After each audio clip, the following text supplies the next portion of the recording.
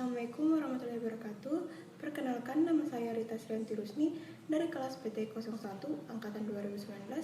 Pada kesempatan kali ini saya akan membawakan materi pada bab 5, yaitu pengembangan media dan sumber belajar.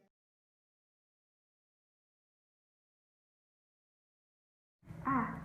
Pengertian dan manfaat media pembelajaran.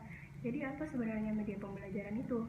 Media pembelajaran adalah alat-alat grafis, fotografis, dan elektronis untuk menangkap, menyimpan, dan memproses dan menyusun kembali informasi visual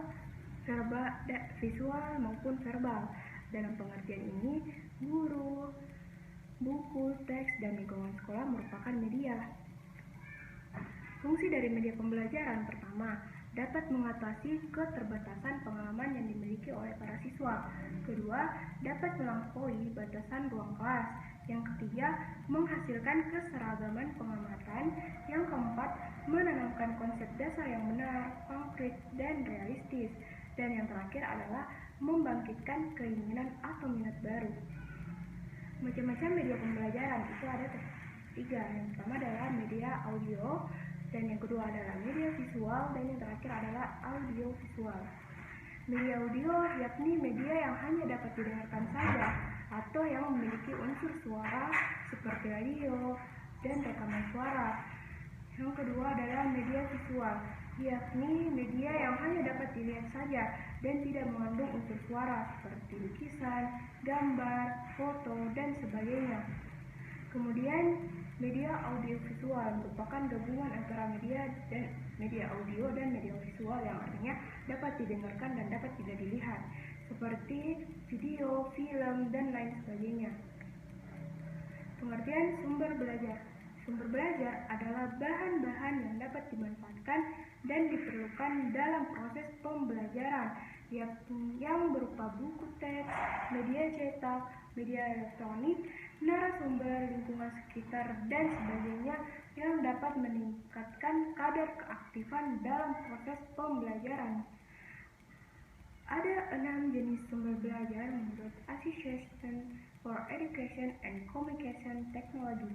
Yang pertama adalah pesan atau message. Yang kedua adalah orang atau people.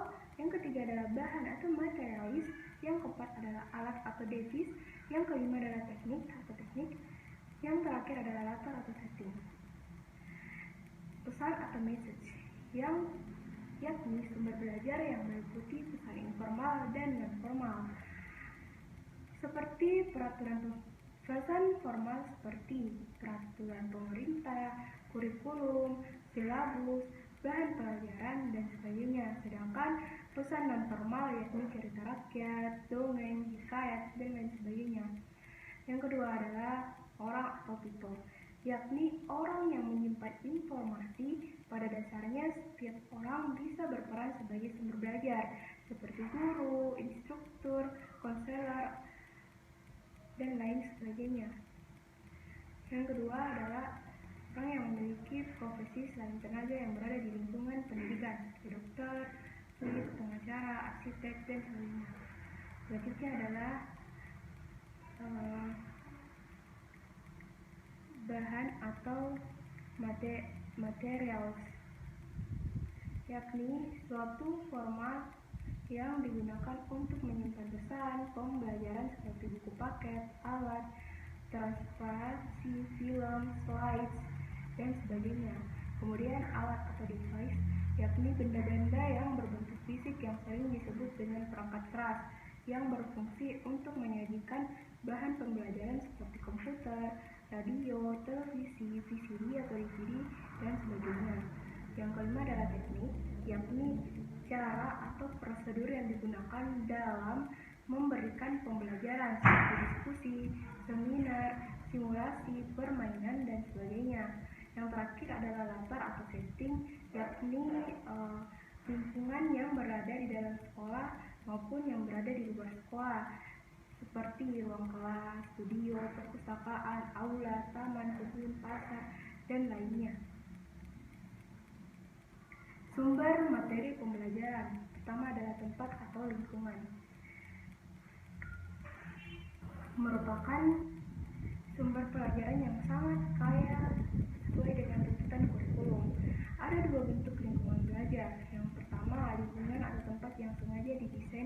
untuk belajar siswa seperti laboratorium, perpustakaan, ruang internet, dan lain sebagainya.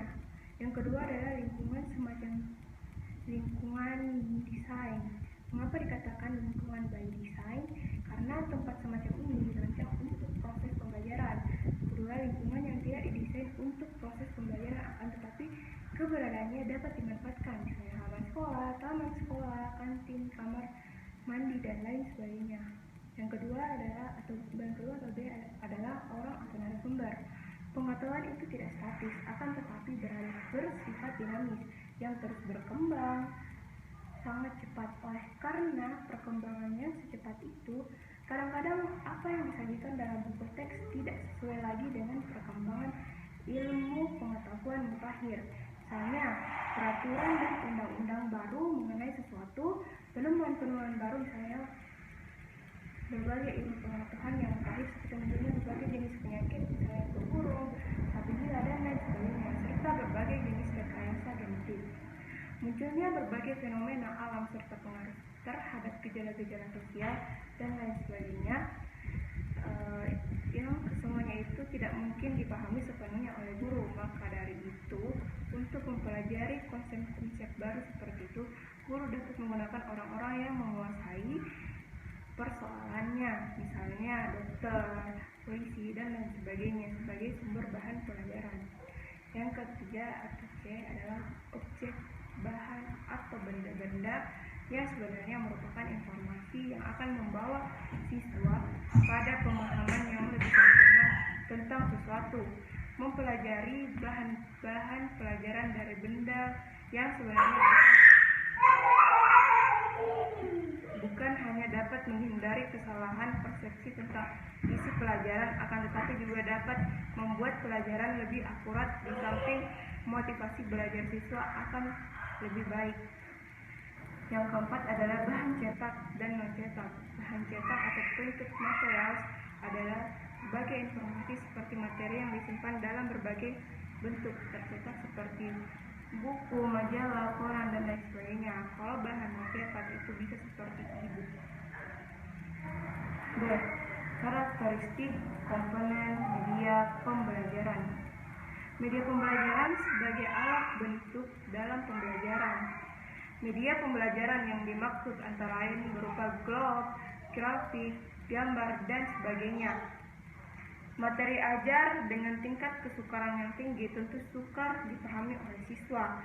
Tanpa bantuan media, maka materi ajar menjadi sukar dicerna dan dipahami oleh setiap siswa. Media pembelajaran sebagai sumber belajar. Sumber belajar adalah segala sesuatu yang dapat dipergunakan sebagai tempat bahan pembelajaran untuk belajar peserta didik tersebut berasal. Sumber belajar dapat dikelompokkan menjadi 5 kategori, yaitu manusia, buku, media massa, alam lingkungan, dan media pendidikan. Macam-macam media pembelajaran dan karakteristiknya. Pertama adalah media hasil teknologi. Teknologi cetak adalah cara untuk menghasilkan atau menyampaikan materi seperti buku dan materi visual statis, terutama melalui proses percetakan mekanik atau fotografis. Kelompok media hasil teknologi cetak antara lain teks, grafik, foto, atau representasi fotografik. 2. Media hasil teknologi audiovisual. Teknologi audiovisual cara menyampaikan materinya dengan menggunakan mesin-mesin mekanis dan elektronis untuk menyampaikan pesan-pesan audiovisual. Penyajian pengajarannya secara audiovisual jelas bercirikan pemakaian perangkat keras selama proses pembelajaran seperti mesin proyektor, film, tape recorder, proyektor visual yang lebar.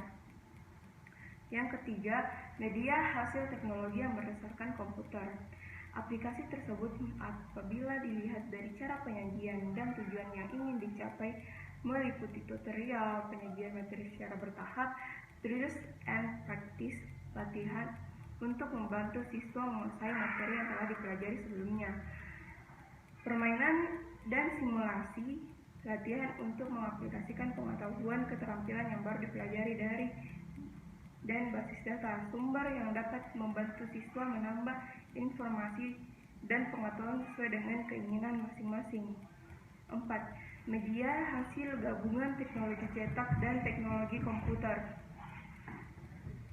Teknologi gabungan adalah cara untuk menghasilkan dan menyampaikan materi yang menggabungkan pemakaian beberapa bentuk media yang dikendalikan komputer seperti video, disk, player, perangkat keras untuk menggabung dalam suatu jaringan, dan sistem audio.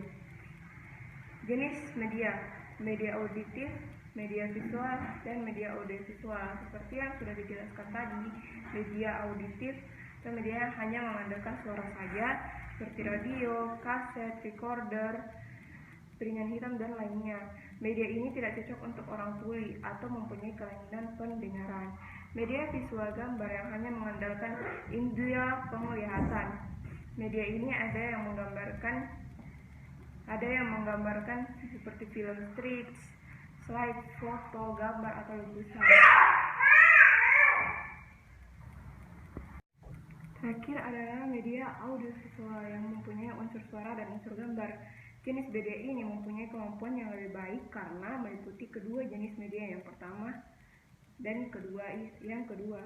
Media ini dibagi dalam: pertama, audiovisual murni, yang baik unsur suara maupun unsur gambar berasal dari satu sumber seperti video kaset. Yang kedua adalah audiovisual tidak murni, yaitu unsur suara dan unsur gambarnya berasal dari sumber yang berbeda, misalnya film bingkai suara yang unsur gambarnya berasal dari slide proyektor dan unsur suaranya berasal dari tape recorder.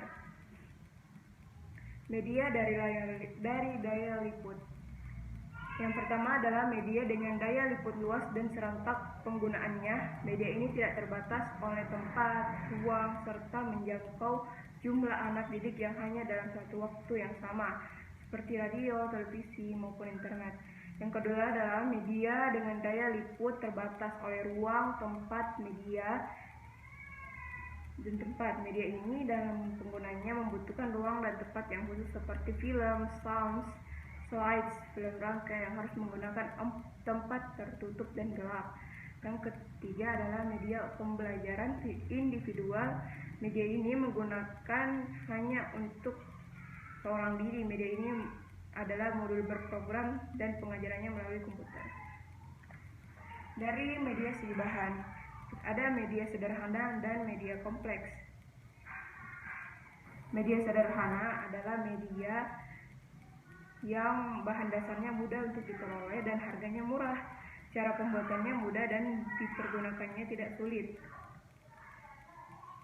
Media kompleks. Yang kedua adalah media kompleks. Media ini adalah media yang bahan dasarnya kompleks, sulit didapat serta harganya mahal, sulit membuatnya, dan penggunaannya memerlukan keterampilan yang memadai. Yang terakhir adalah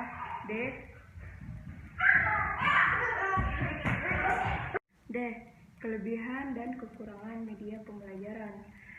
Kelebihannya itu memperjelas penyajian pesan agar tidak terlalu bersifat verbalistis dalam bentuk kata-kata saja, tertulis atau tulisan belaka. Kedua, mengatasi perbatasan ruang, waktu, dan daya indera. Yang ketiga, dengan menggunakan media pendidikan secara tepat dan bervariasi, sifat pasif anak didik dapat diatasi. Yang keempat, dengan sifat yang unik pada tiap siswa ditambah lagi dengan lingkungan dan pengalaman yang berbeda. Kelemahannya adalah ada beberapa kelemahan sehubungan dengan gerakan pengajaran visual, antara lain terlalu menekankan bahan-bahan visualnya sendiri dengan tidak menghiraukan kegiatan lain yang berhubungan dengan desain, pengembangan produksi, evaluasi, dan pengolahan bahan-bahan visual. Pemanfaatan dan penggunaan sumber belajar. Pertama adalah media berbasis visual. Keberhasilan penggunaan media berbasis visual ditentukan oleh kualitas dan efektivitas bahan-bahan visual dan grafik itu. Hal ini dapat dicapai dengan mengatur dan mengorganisasikan gagasan-gagasan yang timbul, merencanakannya dengan seksama, dan menggunakan teknik dasar evaluasi objek, konsep, informasi, atau situasi. Kedua, media berbasis audiovisual. Media audio dan audiovisual merupakan bentuk media pembelajaran yang murah dan terjangkau. Audio dapat menampilkan pesan yang memotivasi siswa. Yang ketiga, kombinasi slide dan suara. Gabungan slide atau film bingkai dengan tape audio adalah jenis sistem multimedia yang mudah diproduksi. Media pembelajarannya gabungan slide dan tape dapat digunakan pada berbagai lokasi dan untuk berbagai tujuan pembelajaran yang melibatkan gambar-gambar guna menginformasi atau mendorong lahirnya respon emosional. Yang keempat adalah media berbasis komputer. Di samping digunakan untuk keperluan administrasi dan pengembangan usaha pada perusahaan besar dan kecil, komputer pun mendapatkan tempat di sekolah-sekolah. Misalnya, untuk mencari beberapa jumlah kata dalam Al-Quran dan pada surat dan ayat berapa serta apa bunyi ayatnya, tidak perlu lagi membuka Fathur Rahman atau Al-Mujam, Al-Mushaf. Yang kelima adalah multimedia berbasis komputer dan interaktif video. Multimedia secara sederhana ia diartikan sebagai lebih dari satu media. Ia bisa berupa grafik, animasi, suara, dan video. Pada bagian ini perpaduan dan kombinasi dua atau lebih jenis tekankan kendali komputer sebagai penggerak keseluruhan gabungan itu. 6. Media berbasis internet. Penggunaan internet dalam dunia pendidikan dikenal dengan istilah e-learning atau bisa diartikan sebagai pembelajaran secara elektronik. E-learning juga dikenal dengan istilah distance learning atau pembelajaran jarak jauh. Dikatakan demikian karena konsep e-learning ini sudah banyak diterapkan pada kurang dan lebihnya mohon dimaafkan. Wabillahi taufiq wal hidayah. Assalamualaikum warahmatullahi